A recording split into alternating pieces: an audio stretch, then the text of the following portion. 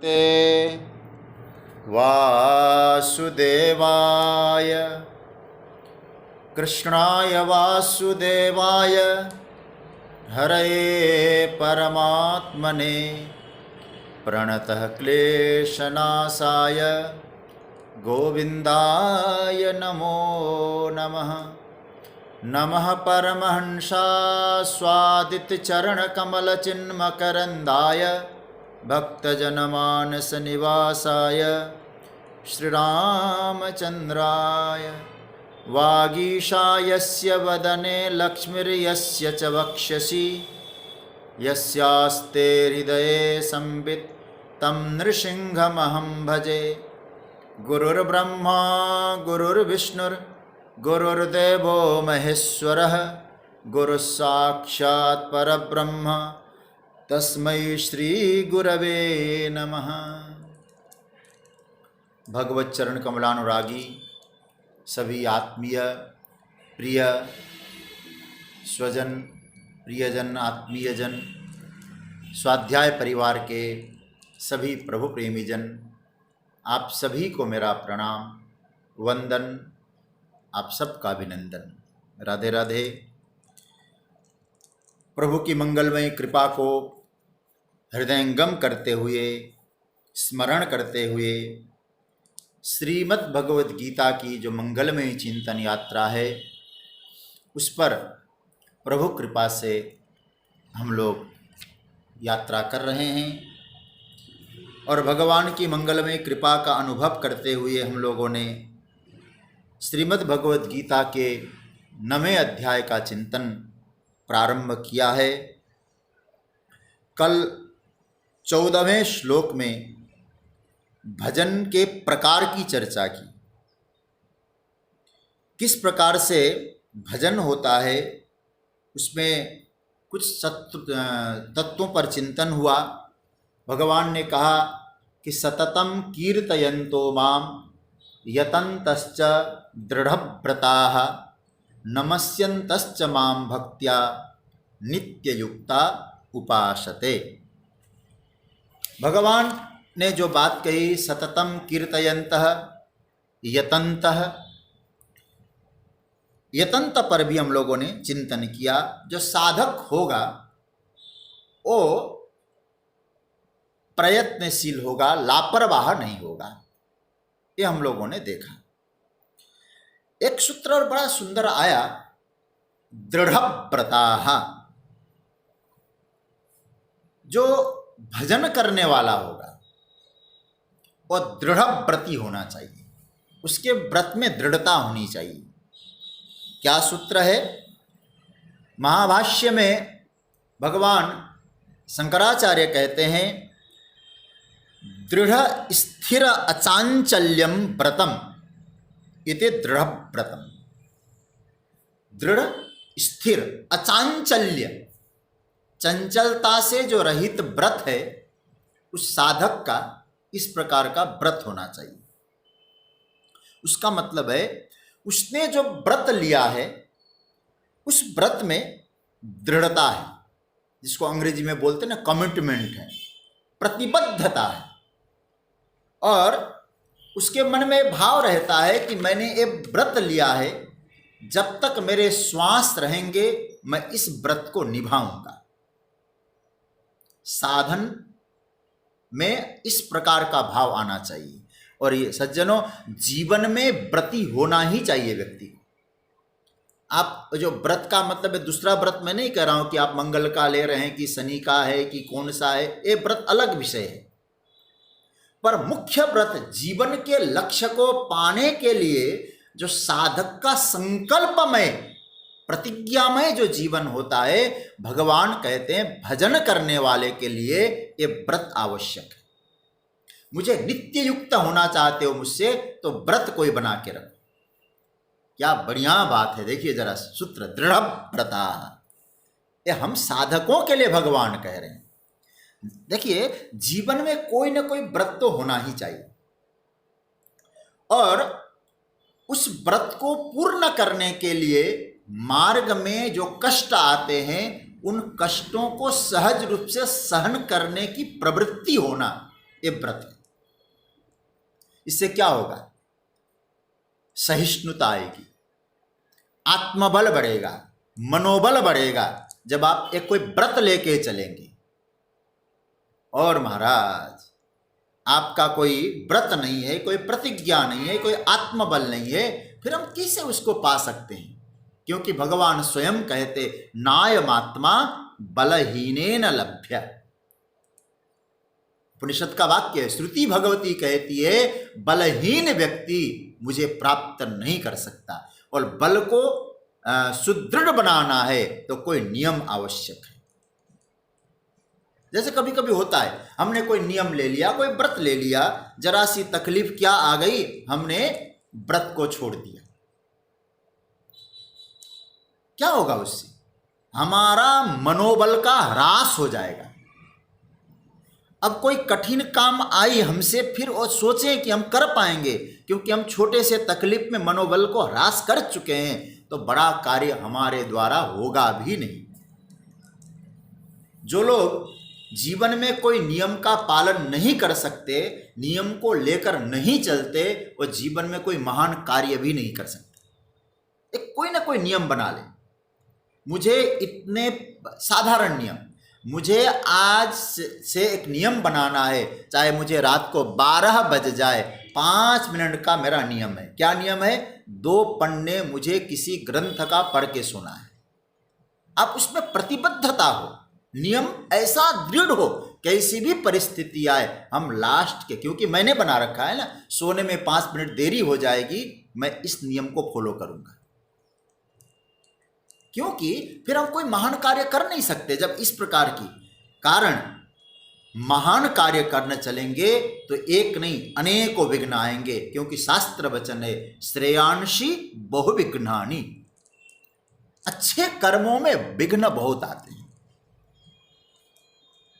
तो यदि हमने व्रत को, नियम को, संकल्प में जीवन को जिया है तो विघ्नों को पार करेंगे।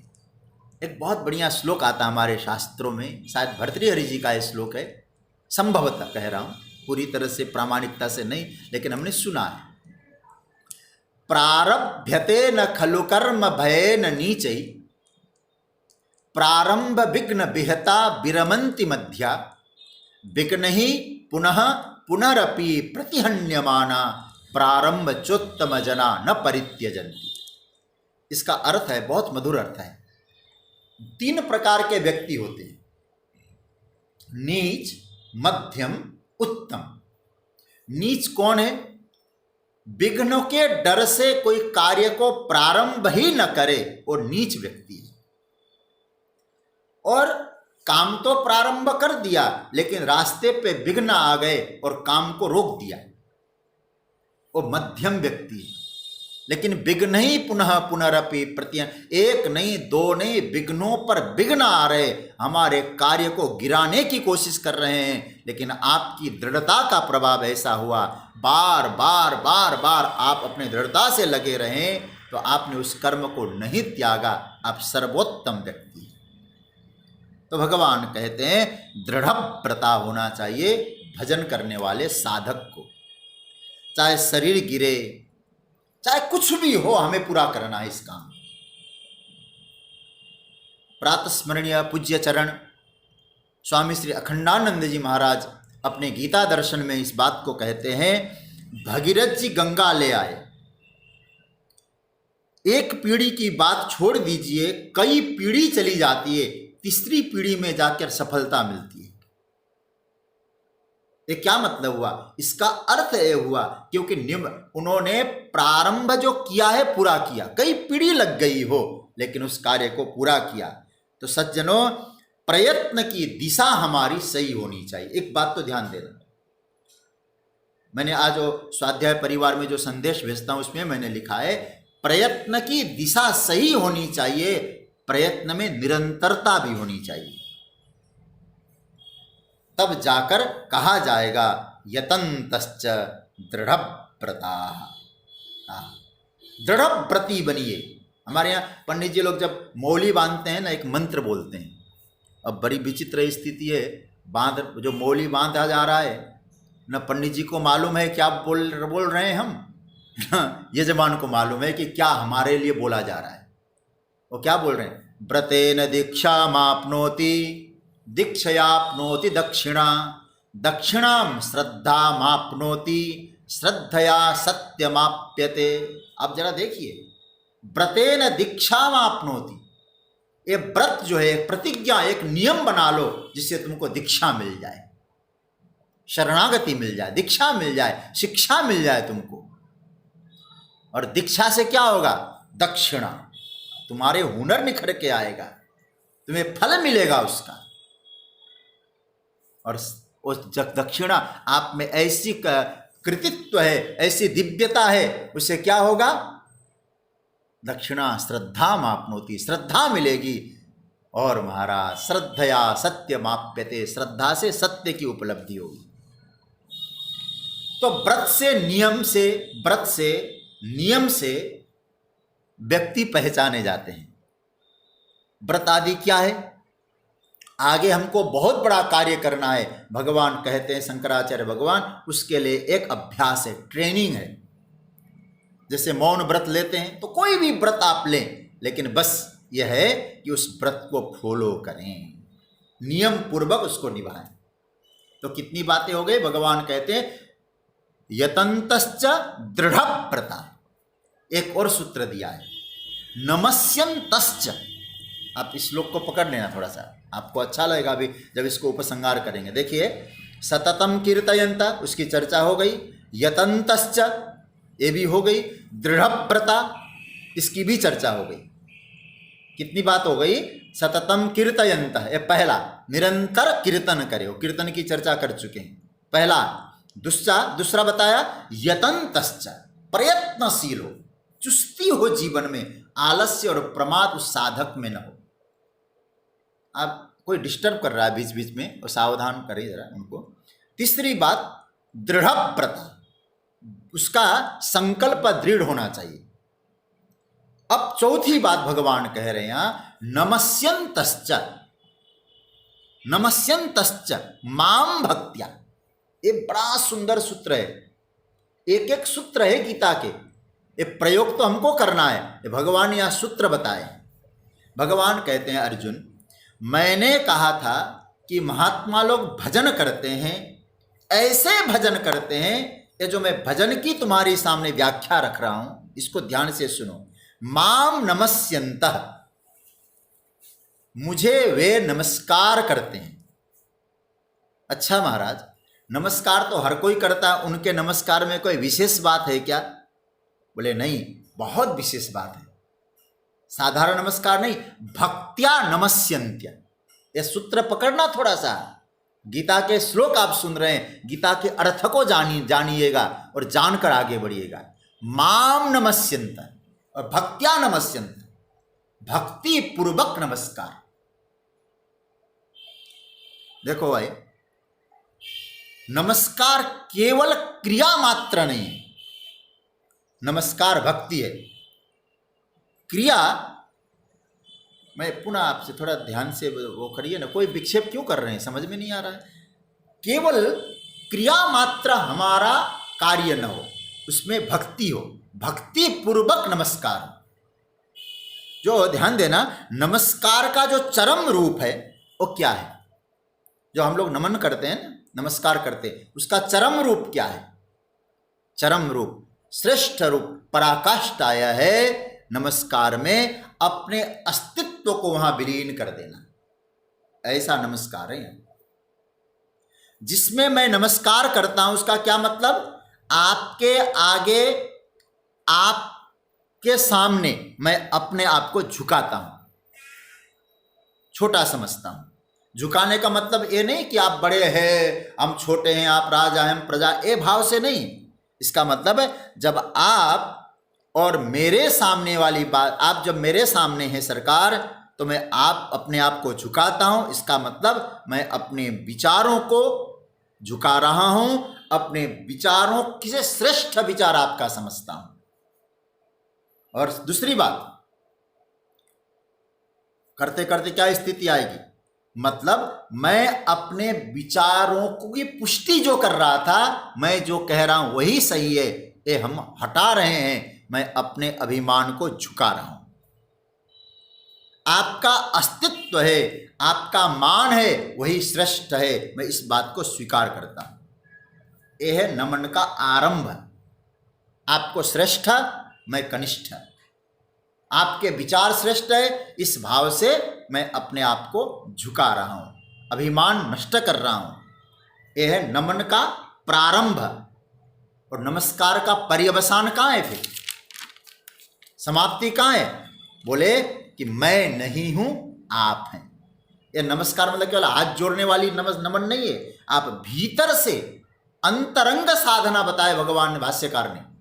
नमन अंतरंग साधना है, मतलब अब नमन करते करते उनके चरणों में शरणागत होते होते क्या स्थिति आनी चाहिए? मैं नहीं, आप, केवल आप।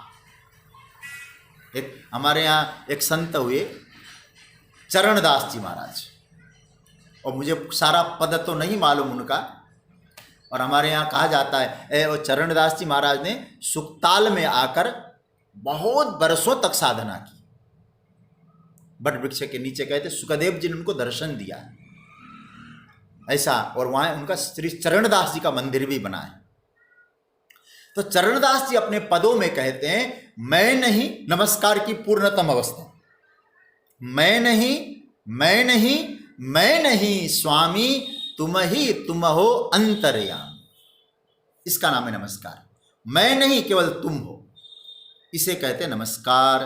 देखो हमारे यहाँ एक शब्द आता है न मम, आप सब जानते होंगे, हम लोग जब यज्ञ भी करते हैं ना, इदम इंद्राय स्वाहा, इदम इंद्राय न मम। न मम का मतलब मेरा नहीं है, और न मम से ही नम बना। कैसे बना? अब आप थोड़ा सा पकड़ लीजिएगा, आपको अच्छा लगेगा। न मम से नम बनने का मतलब क्या हुआ? देखिए, न म म, तो शुरुआत में क्या है न, बीच में क्या है म, लास्ट में क्या है म। एक पाणिनि जी ने एक सूत्र दिया, आदिरंते न सहिता। आदि और अंत का मिला लो, बीच का म हट जाएगा, लेकिन अर्थ में बीच का म भी आ जाएगा। बोलते समय बीच का म हटा सकते हो। न म म, मम का मतलब मेरा, न मतलब नहीं, मेरा नहीं, न म, शुरुआत का अंत का। तो नम का अर्थ क्या हुआ? हे भगवन, इदं न मम, ये सब मेरा नहीं, आपका है। मैं नहीं, आप हैं।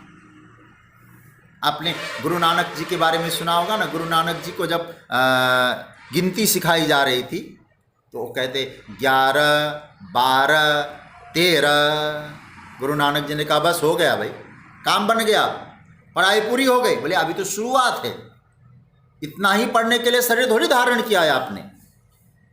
कहा कि हो गया ना, बस 13, 13, 13, आगे बढ़ो। नानक जी ने कहा आगे अब क्या बढ़ना है, यह तो इति हो गया है, सब तेरा है। एक मैंने पहले बताया था ना, यह तन तेरा, दादू जी का पद, शायद कथा के प्रसंग में मैंने सुनाया था। यह तन तेरा, यह मन तेरा, तेरा पिंड प्राण और सब कुछ तेरा, लेकिन तू है मेरा, ये दादू का ज्ञान। सज्जनों, गुरु नानक जी कहते बस तेरा, अब मेरा कुछ नहीं। कभी कभी संतों का पता नहीं चलता कौन सा संस्कार कब जागृत हो जाता है। हम लोग समझते हैं ना, एक जन्म में जो है कोई बालक गुरु नानक बन जाता है। मनुष्याणाम स बहुनाम जन्मनाम अन्ते ज्ञानवान माम प्रपद्यते वासुदेव सर्वमिति स महात्मा सुदुर्लभ। 7वां अध्याय। कहीं एक निमित्त बन जाता है, संस्कार प्रदीप्त हो जाते हैं, तो परमात्मा अपना हो जाता है। तो भगवान कहते हैं नमन। तो हमारा अभिमान मिथ्या है, आप ही आप है सरकार। इसका मतलब है, सच्ची बात तो यह है कि परमात्मा आप में ही सब कुछ है। तो सामने खड़े होकर बोले, हे प्रभु सब कुछ तेरा, मैं तो कुछ नहीं। हो गई शरणागति। साईं ते सब कुछ होत है, वंदे से कछु नाही, ये कबीरदास जी कहा करते थे। एक मुझे श्रीमद् भागवत का श्लोक याद आ रहा है। ये भागवत में नवयोगेश्वरों के संवाद का श्लोक है। मुझे कई बार नवयोगेश्वरों पर बोलने का मुझे बहुत प्रिय लगता है। जो नवयोगेश्वरों ने विद्याराज निमि को जो उपदेश दिया है, अलग अलग विषय पर क्या मार्मिक चर्चा है। तो वहां सबसे पहले योगेश्वर कवि जी ने भगवान के भजन में आनंद लेने वाले ज्ञानी भक्तों की स्थिति का वर्णन किया है। और कौन होते हैं? खंबायु मग्निम सलिलम महिंश्च ज्योतिन्सी सत्वान दिशो द्रुमादीन सरित समुद्रांश्च हरे शरीरम यत्किंच भूतम प्रणमेत अनन्यः। 11वां स्कंद के दूसरे अध्याय का 41वां श्लोक। जो कुछ दिखाई दे रहा, अरे वृक्ष ये सब क्या है? परमात्मा के परमात्मा के ही स्वरूप है। चलो वंदन करें। यत्किंच भूतम प्रणमेत, कैसे? अनन्यः, अनन्य भाव से प्रणाम करना। भगवान कहते हैं नमस्यन्त्यश्च, किसको नमस्कार करें? माम, मुझे नमन करो। यहां मुझे नमन करो का अर्थ क्या हुआ? हृदयेशम आत्मानम अंतर्यामी इत्यर्थ। हृदय में रहने वाला वो परम तत्व, जो अंतर्यामी जिसको बोल सकते हैं, वही परम तत्व है, उसको नमन करो, वही सत्य है। अंतकरण और अंतकरण का अभिमान दोनों मिथ्या है, इसे जीना है, और इसी का नाम है नमस्कार। नमस्यन्तश्च, कैसे? मां भक्त्या, भक्ति पूर्वक परमात्मा को नमन करता है। अब थोड़ा सा आप लोग इस श्लोक का आधार पर लिख लीजिएगा, आपको अच्छा लगेगा। बाद में बहुत अच्छी तरह से प्रकरण समझ लेंगे। 4 सूत्र हम पकड़ते हैं और 5वें में मानो इसका रिजल्ट निकलेगा। इस श्लोक में पहले 4 सूत्र साधना की दृष्टि से और 5वां सूत्र साध्य की दृष्टि से समझ लो।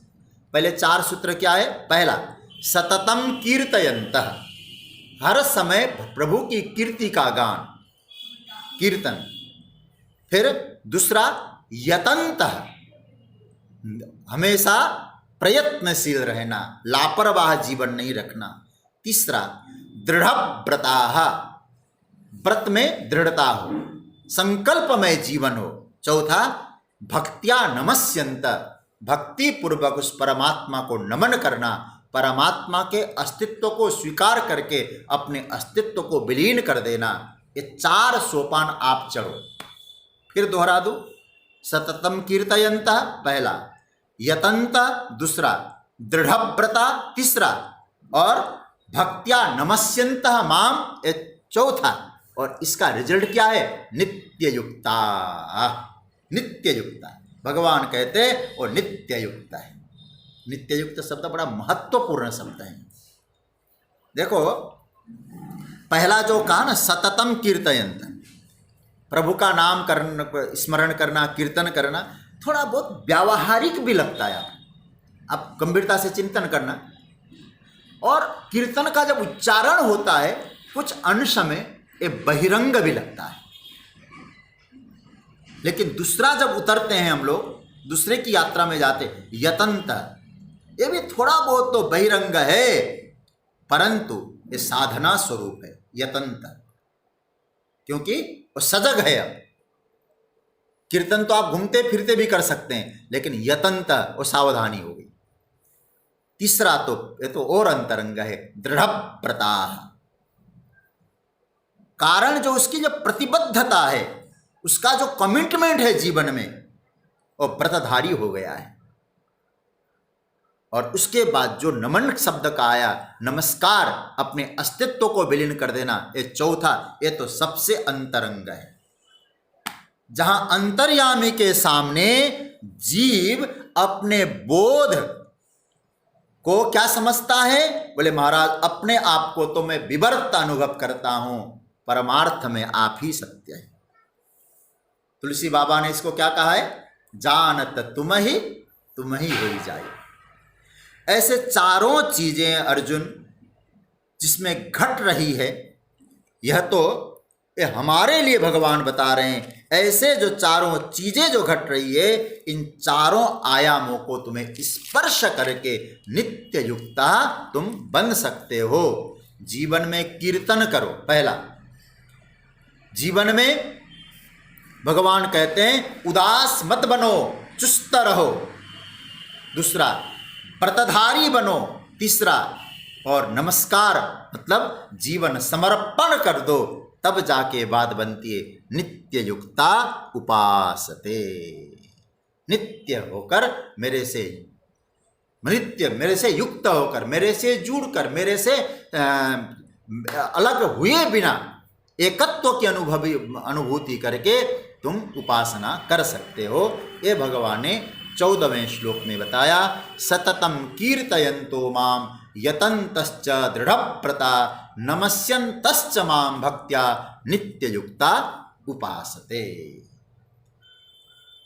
अब अर्जुन से भगवान ये कहना चाहते, अर्जुन ये जो नित्ययुक्ता है कोई अन्य नहीं है। पहली बात, वो परम ज्ञानी है। नित्ययुक्ता जो परम ज्ञानी की महिमा जो भगवान पहले कह चुके हैं, वो ज्ञानी भक्त है मेरा। और ज्ञानी के जो उपासना है ना, ज्ञानी जो उपासना करता है, उसके उपासना कितने प्रकार के होते हैं? तो 15वें श्लोक में ज्ञानी के 3 प्रकार की उपासना की चर्चा की। एकत्व उपासना, पृथक्त्व उपासना और बहुधा उपासना। हम इसकी चर्चा करेंगे।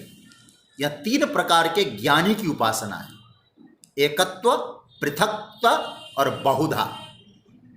और ये श्लोक तो मानो मुझे बहुत प्रिय लगता है श्लोक, और चिंतन करेंगे तो मुझे मालूम है कि आपको भी बहुत अच्छा लगेगा। आइए, ज्ञानी भक्त कैसा होगा, मतलब भक्ति की पराकाष्ठा जो में पहुंचा है, ये 14वां श्लोक को साथ में लेके चलना। ये जो 4 गुण है, नित्य युक्त हो गया, और नित्य युक्त ही ज्ञानी। क्योंकि पहले क्या कह चुके भगवान? तेसाम ज्ञानी नित्य युक्त। ये श्लोक तुरंत आ जाना चाहिए दिमाग में। 4 प्रकार के भक्तों की चर्चा करके ज्ञानी की महिमा बताई। और ज्ञानी भक्त कौन है? तेसाम, उन चारों में ज्ञानी नित्य। मुझे तो 14वें श्लोक में और कुछ बोलने का मन हो रहा था, लेकिन मेरे मन में आया इसी तरह से एक ही श्लोक में कभी कभी तो लगता होगा इस बोरियत काम है, कब पूरा होगा। लेकिन इसमें तो 4 जो श्लोक बोले, 4 सूत्र बोले भगवान ने यहाँ, उसमें भगवान कहते ज्ञानी नित्य युक्त है। और यहाँ चारों को बोल के 14वें अध्याय में भगवान क्या कह रहे हैं? तेसाम, यहाँ नित्य युक्ता उपासते। और वहाँ ज्ञानी के लिए क्या कहा था 7वें अध्याय में? चला खोल लीजिएगा, आपको अब और अच्छी तरह से स्पष्ट मैं कर दूंगा। यहाँ 17वां श्लोक, इसमें क्या कहा? तेसाम ज्ञानी नित्य युक्त एक भक्ति विशिष्यते। यहाँ एक भक्ति की चर्चा की, और लेकिन यहां ज्ञानी की 3 प्रकार की उपासना की चर्चा कर रहे भगवान। तो यहां जो ज्ञानी की महिमा थी, तो 14वें श्लोक में और ज्ञानी भक्त पे मोहर मार दिया। सततम कीर्तयन्तो माम यतन्तश्च दृढ़व्रता नमस्यन्तश्च माम भक्त्या नित्य युक्ता उपासते। यहाँ नित्य युक्ता और 7वें में भी नित्य युक्ता। तो ऐसा जो नित्य युक्त जो ज्ञानी है, और नित्य युक्त ज्ञानी भजन कैसे करता है? भगवान कहते 3 प्रकार से भजन करता है, एकत्व से, पृथक्त्व से और बहुधा रूप में। अब इसकी चर्चा करें। आइए 15वें श्लोक की चर्चा करते हैं। पहले पाठ करते हैं, मेरे साथ बोलिएगा। 15वां श्लोक। ज्ञान यज्ञेन चाप्यन्ये यजन्तो मामुपासते एकत्वेन पृथक्त्वेन बहुधा विश्वतो मुखम्। अन्ये ज्ञान यज्ञेन एकत्वेन यजन्तः च अपि बहुधा पृथक्त्वेन विश्वतो मुखम माम उपासते। अन्य जो दूसरे जो विशेष प्रकार के जो साधक है ना अर्जुन, अन्य ज्ञान यज्ञ न, दूसरे साधक जो है ज्ञान यज्ञ के द्वारा एकत्वेन, एक ही भाव से, एक ही भाव का मतलब होता है अभेद, परमात्मा और मुझ में कोई भेद नहीं है, इस भाव से पृथक्त्व यजंता, मेरा यजन करने वाले हैं, और पृथक्त्वेन, पृथक भाव से मैं भगवान का हूं, भगवान मेरे स्वामी, द्वैत भाव रखकर, और बहुधा अनेक प्रकार के रूप में। बात समझ रहे होंगे, एक अभेद भाव से, दूसरा पृथक भाव से, सेवक स्वामी भाव रहेगा वहां, और एक संपूर्ण व्यापक रूप में जो कुछ है अनेक रूपों में भी ज्ञानी की उपासना होती है। कैसे होती है? बहुधा, अनेक प्रकार से, विश्वतो मुखम माम उपासते, विराट रूप से मेरी उपासना करते हैं। भगवान विराट रूप है, लेकिन भक्त 3 रूपों से, ज्ञानी भक्त।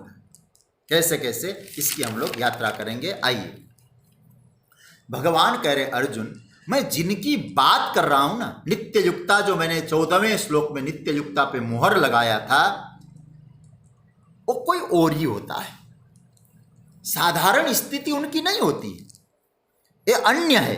अन्य माने क्या है? अन्य माने कोई और। बोले नहीं, दुनिया में उपासक तो बहुत होते हैं, लेकिन ये विशेष उपासक है।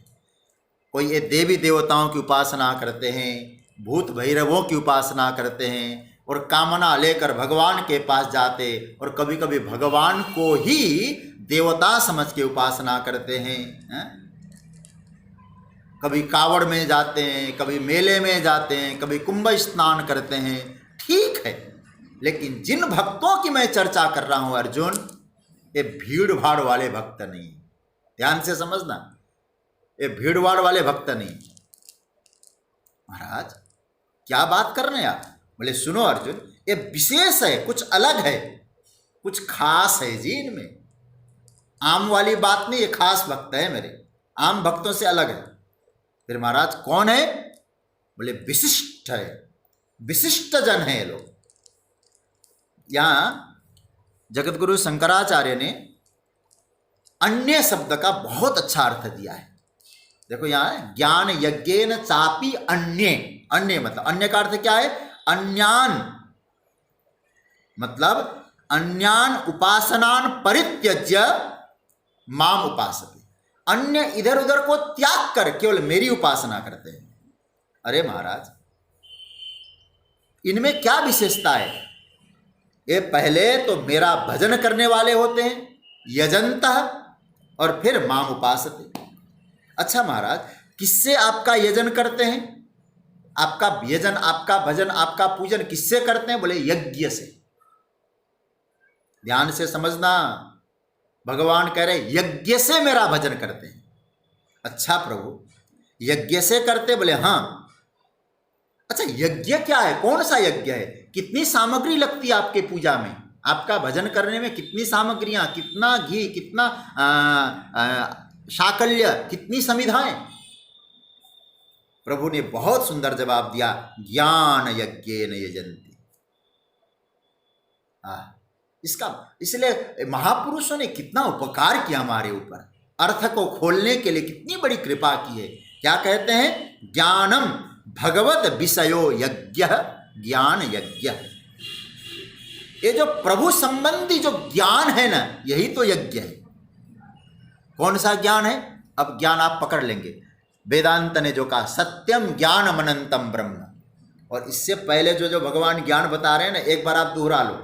आज मैंने कुछ नोट किया है, भगवान जिस ज्ञान की चर्चा कर रहे हैं, ज्ञान यज्ञ क्या है? न कर्तृत्वम न कर्माणि लोकस्य सृजति प्रभो, न कर्म फल संयोगम स्वभावस्तु प्रवर्तते। एक ज्ञान, इसकी मैं व्याख्या कर चुका हूं बहुत विस्तार से। मयाध्यक्षेण प्रकृति सूयते सचराचरम हेतुनानेन कौन्तेय जगत भी परिवर्तते। एक ज्ञान, उदासीनवत आसीनम एक ज्ञान, ये भगवत विषय ज्ञान है। यह ज्ञान उन महात्माओं के जो मानस में सक्रिय रहता है, परम तेजस्विता से भरता है। एक ज्ञानम एव यज्ञ, एक ज्ञान ही यज्ञ है। अर्जुन ने पूछा महाराज इस ज्ञान यज्ञ में अग्नि क्या है? अर्जुन, ज्ञान ही अग्नि है। ज्ञानाग्नि सर्वकर्माणि, यज्ञ भी ज्ञान यज्ञ है, अग्नि भी ज्ञानाग्नि है। आहुति क्या है? अब सुन लो भाई, उस ज्ञान यज्ञ की अग्नि है, उसमें आहुति कौन सी? बोले हमारी सारी मूर्खताएं, हमारी सारी मूर्खताएं। क्योंकि ज्ञान की अग्नि में जलेगा क्या? आपकी लकड़ी जलेगी। बोले ज्ञान के यज्ञ में लकड़ी नहीं जलेगी, बिल्कुल नहीं, नो। ज्ञान की अग्नि में जो चीज जलेगी उसका नाम है अज्ञान, उसका नाम है भ्रम, उसका नाम है हमारी नासमझियां। ये सब जलेगी। यह है यज्ञ, इसका नाम है यज्ञ। तो ज्ञान की अग्नि जिस वेदिका में जलती, वहां कहां जलती? बोले हृदय में। अर्थात ज्ञान, पहली बात तो ज्ञान कोई बाहरी चीजों से मिलने वाला तत्व नहीं है। आप ये सोचो कि पुस्तकों से ज्ञान मिलेगा, पुस्तकों से जानकारी मिलेगी, ज्ञान अनुभव से प्रकट होगा। आप मत समझना, मैं बार बार इसलिए कहता हूं पुस्तक धक्का देता है, पुस्तक है, पुस्तक पहुंचाने के लिए पुस्तक नहीं होता है, बल्कि उस पुस्तक के द्वारा जो मिलता है उसका अनुभव करो, तब ज्ञान की अग्नि जलती है। बाहर तो जानकारियां होगी और जानकारियां बदलती है, ज्ञान संभवतः एक रूप है। एक श्लोक मैंने पढ़ा था और इसका संदर्भ मैं दे नहीं पाऊंगा क्योंकि मुझे याद नहीं कहाँ का है, और इसलिए बाद में मुझे मालूम है मैं कुछ कठिनाई में आता हूँ ना, तो मैं कहीं से भी खोज लेता हूँ। हमारे पूज्य पांडे जी बता देंगे बाद में इसका संदर्भ संभवतः। एक श्लोक है, एक मंत्र है, हमने पढ़ा था। मैं ये नहीं कहूँगा आपको दबाव मत नहीं, लेकिन जहाँ तक है संभवतः आपसे कभी इस विषय में चर्चा हुई होगी हमारी, इसलिए आपको मालूम है। श्लोक यह है, आत्मानम अरणिम कृत्वा प्रणवम चोत्तरारणिम ज्ञान निर्मंथनात् एव पासम दहति पंडितः। ये श्लोक है। मुझे श्लोक बहुत अच्छा लगा, याद मुझे जरूर है, लेकिन ये कहाँ का है मुझे नहीं मालूम, और खोजने की कोशिश भी नहीं की हमारी आलस्य के कारण। कहते हैं आत्मानम अरणिम कृत्वा। आपने अरणि मंथन कभी देखा है क्या? मैं कई कथाओं में मैंने देखा है, उत्तराखंड में उधर कथा करते समय जहाँ विराम के दिन होता है ना, वो लोग अग्नि प्रज्वलित करते अरणि मंथन करके, लकड़ी को ऐसे मंथन ही करते। तो कहते आत्मानम अरणिम कृत्वा प्रणवम चोत्तराणि, और ओमकार को उत्तराणि, और ज्ञान निर्मंथनात् एव, ज्ञान का मंथन करते हुए क्या कहते? पासम दहति पंडित। विद्वान लोग अपने कर्म पास को, मोह पास को नष्ट कर देते अरणि मंथन करके। ज्ञान को प्रज्वलित रखना है, यह है यज्ञ। अपने जीवन की अरणि को महाराज मंथन करिए, मथिए, ओम का ध्वनि करिए, तो यहाँ हृदय रूप यज्ञ वेदिका से ज्ञान का मसाल प्रकट हो जाएगा आपके हृदय में। और ज्ञान का मसाल कैसा प्रकट होगा? आपको याद होना चाहिए, तुरंत पकड़, प्रदीप्त अग्नि होनी चाहिए। अब आप लोगों को थोड़ा ध्यान आ जाए तो मैं केवल यथै धानसी समिद्धोग्निर्भस्मसात् कुरुते, 4थे अध्याय का 47वां श्लोक। हे अर्जुन, अग्नि कैसी होनी चाहिए? समिद्ध अग्नि, प्रज्वलित अग्नि, बुझी हुई अग्नि नहीं, अग्नि टिमटिमाता अग्नि नहीं, प्रज्वलित अग्नि। निरंतर ज्ञान को प्रज्वलित रखना ही यज्ञ है। इसमें क्या करना, हमारी सारी भ्रांतियों को आहुति बना के स्वाहा कर दो। भगवान कहते अर्जुन, इन भ्रांतियों को भस्म करना, इन भ्रांतियों का स्वाहा करना, यही यज्ञ है। अच्छा भगवान, एक ज्ञान में होता क्या है जिस ज्ञान यज्ञ की आप बात कर रहे हैं? ज्ञान यज्ञेन चाप्यन्य, ज्ञान में होता क्या है? अर्जुन, ये जो ज्ञान है ना, जो वेदांत का ज्ञान है, आत्मा का जो ज्ञान है, ये अद्भुत ज्ञान है। इसमें क्या आता है अर्जुन? इसमें कभी कभी एकत्वेन आता है, कभी पृथक्त्वेन आता है। मैं मूल बात पकड़ा रहा हूं आपको, आपकी हथेलियों में शब्द खेलने चाहिए। अब एकत्वेन आता है, एक रूप में आता है, पृथक्त्वेन आता है, सेवक स्वामी भाव से आता है, बहुत अनेक रूपों में आता है।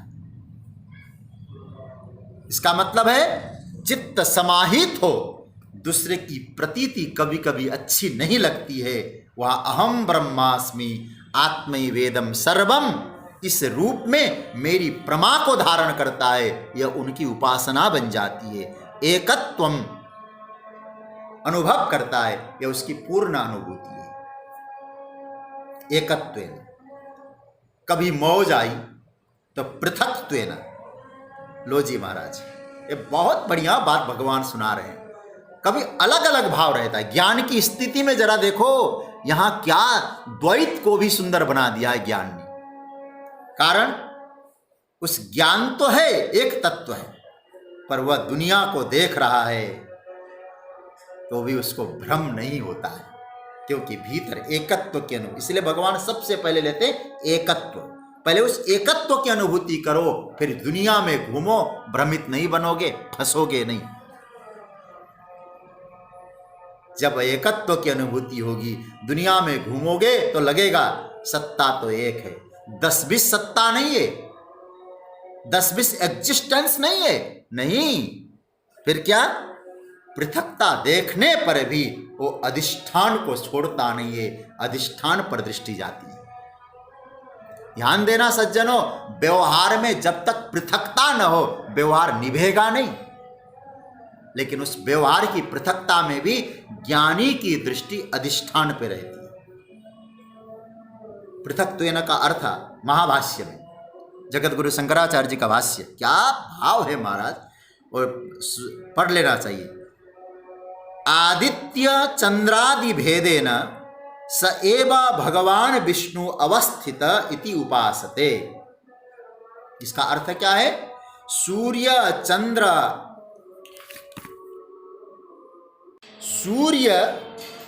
आदित्य चंद्रादि भेदेन स एव भगवान विष्णु अवस्थित इति उपासते।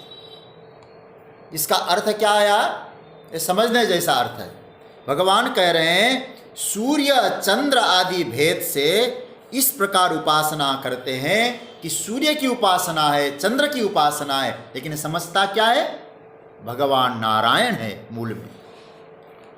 वेदांत का, इस ज्ञान का, गीता का जो ज्ञानी है ना अर्जुन, वो छुई मुई वाला नहीं है। एक छुई मुई वाला वृक्ष देखना, जल्दी लुढ़क जाता है, मुरझा जाए। ये छुई मुई वाला नहीं होता है।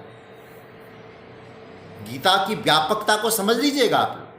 भगवान कहते हैं जो ज्ञानी होगा और देखेगा सब अपना ही तो है, परमात्मा ही तो है।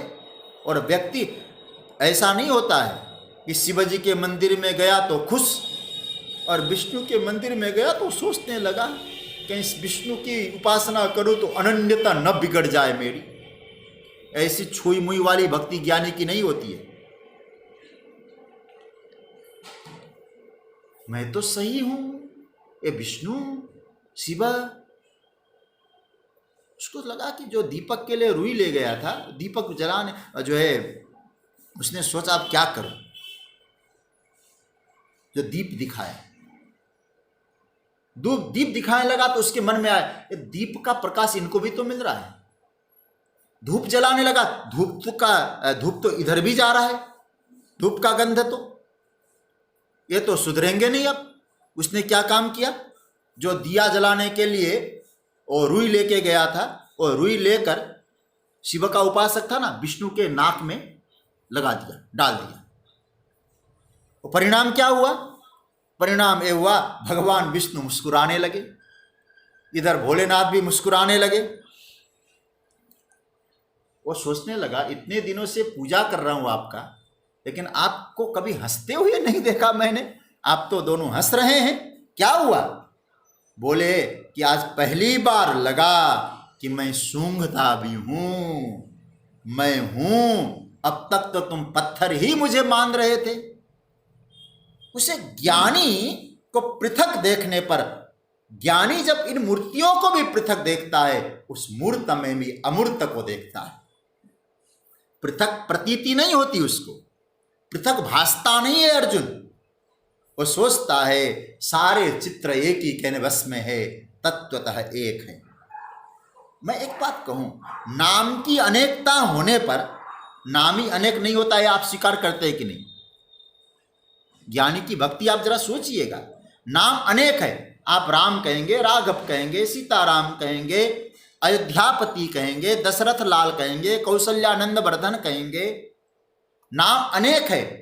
क्या नाम अनेक होते ही नाम ही अनेक हो गया? आप इस बात को तो नहीं मानते। तो इसका अर्थ है सज्जनों, जैसे नाम अनेक होने पर नाम वो अनेक नहीं होते, नाम ही अनेक नहीं होता। नहीं तो फिर विष्णु सहस्त्र नाम में 1000 नाम है, तो क्या विष्णु 1000 हो जाएंगे? एक भगवान के 1000 नाम है। जैसे नाम की अनेकता से नाम ही अनेक नहीं होता है, इसी प्रकार से रूप की अनेकता से जिसका वो रूप है, रूप धारण करने वाला अनेक रूप वाला नहीं होता है। बहुत गंभीरता से ध्यान से समझना। रूप बदलना, क्या स्वरूप बदल जाएगा? और मुख्यतः स्वरूप बदल जाएगा। अरे भाई, मैं केवल आपसे इतनी बात कहूं, जैसे आप हैं, जो लोग आक्षेप करते हैं ना, इस समय आप लोग बैठे हैं, श्रोता के रूप में बैठे।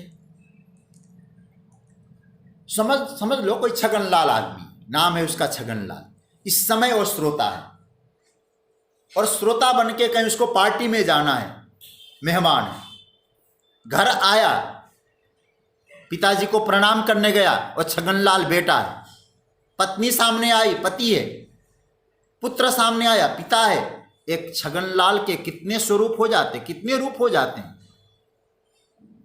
पिता बन जाता है, पुत्र बन जाता है, मेहमान बन जाता है, घर में भोजन बनाने लगा, रसोईया बन जाता है। तो भाई ये सब भेद हो जाते, श्रोता सब भेद हो जाए, भेद होने पर भी छगनलाल छगनलाल ही रहता है, वही रहता है। भगवान कहते हैं ये छुईमी वाली भक्ति व्यर्थ है, ये अलग है, ये अलग है, ये भेद करना बंद करो। सच्ची सज्जनों, हम कर क्या रहे हैं? नाम भेद में नामी भेद कर दिया, और रूप के भेद में रूप वालों को भेद कर दिया। भगवान कहते ऐसा कभी करना नहीं।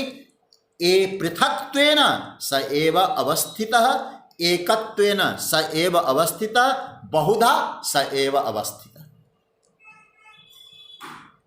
एक अर्थ यह भी है। दूसरा एक गंभीर भाव मैं आपसे कहूंगा, और मुझे मालूम है कि आप बहुत अच्छी तरह समझ जाएंगे इस बात को। ज्ञानी पुरुष द्वैत भाव को स्वीकार करता है। मैं बिल्कुल सही बोल रहा हूं? माने ज्ञान रहते हुए स्वीकार करके वो उसका आनंद लेता है, लेकिन याद रखना, ज्ञान को ढककर द्वैत को स्वीकार नहीं करता। वो जानता है मेरी स्थिति क्या है। ज्ञान की स्थिति को बरकरार रखकर द्वैत को स्वीकार करता है, तो द्वैत भी उसको मधुर लगता है। वो सोचता है, क्या सोचता है? मैं तो अंतकरणावच्छिन्न चैतन्य हूं प्रभु, तुम अनवच्छिन्न चैतन्य हो, मेरे ऊपर कृपा करो, मैं आपकी छाया में हूं, मैं आपके संरक्षण में हूं। वो जानता है द्वा सुपर्णा सयुजा सखाया, समान वृक्षम परिशस्व जाते। धर्म सम्राट स्वामी करपात्री जी महाराज जब इस श्लोक की व्याख्या किया करते थे उपनिषदों में, क्या कहा करते थे? बोलो देखो भाई, वो परमात्मा तुम्हारा सखा है, वो पालक सखा है, तुम बालक सखा हो। ये द्वैत भाव है, वो मेरा पालक है, मैं उसका बालक हूं, लेकिन अद्वैत से सुंदर है। ये द्वैत नहीं है, ये आनंद के लिए, ये मेरा पालक है, मैं उसका बालक हूं, लेकिन वो जानता है मूल तत्व क्या। इसलिए एकत्व।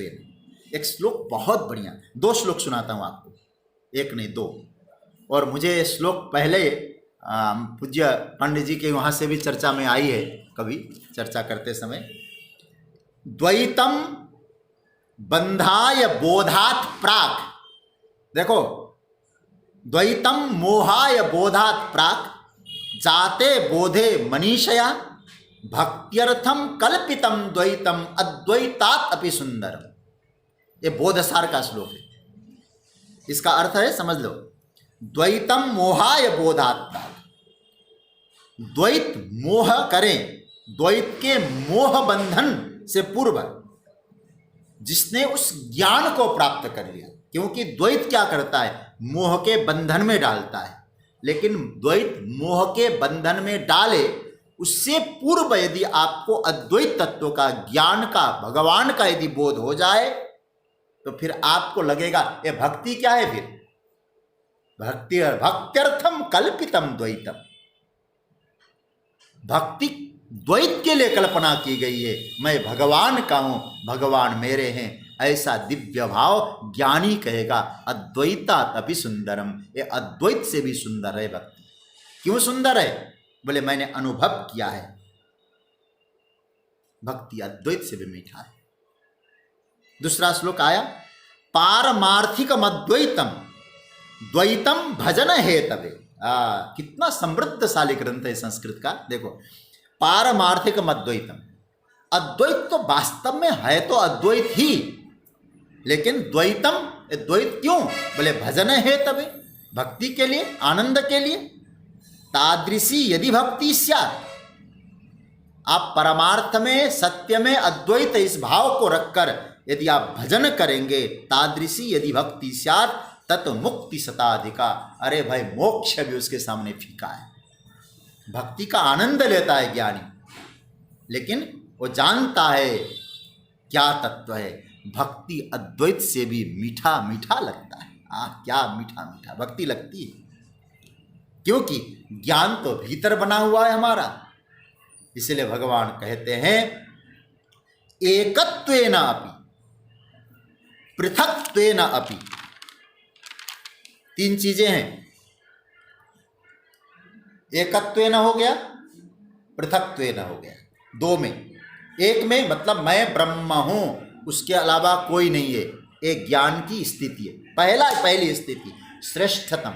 लेकिन वो स्थिति होने के बाद अर्जुन, जो पृथक्त्व भाव है, स्वामी और सेवक का भाव, उपास्य और उपासनक का भाव, उपास्य और उपासक का भाव, ध्याता और ध्येय का भाव, ज्ञाता और ज्ञेय का भाव, एक आनंद देता है उसको, क्योंकि वो जानने के बाद कर रहा है।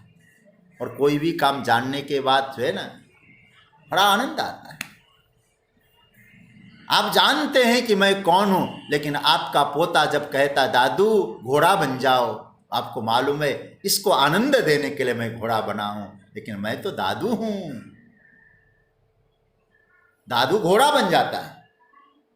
सुप्रीम कोर्ट का चीफ जस्टिस हो ना, वो भी जब घर को जाता है, कितना बड़ा ऐश्वर्य है उसके, वो कोर्ट उतारता होगा, उसका पोता कहता दादू घोड़ा बनो, वो कान पकड़कर चल मेरे घोड़े, ठक ठक ठक करता होगा। उस समय वो महाराज वो भी कहता है बहुत अच्छा लग रहा है बेटा। अरे कहाँ गया ज्ञान का ऐश्वर्य, बोले उसको मालूम है मैं कौन हूँ, लेकिन ये आनंद लेता है वो। इसका मतलब ज्ञानी कौन है, भक्ति का आनंद लेता है। कब लेता है, उसको मालूम है कि मैं कौन हूँ। इसलिए भगवान कहते भक्ति को नकारने के लिए गीता नहीं है, भक्ति को करने के लिए गीता है।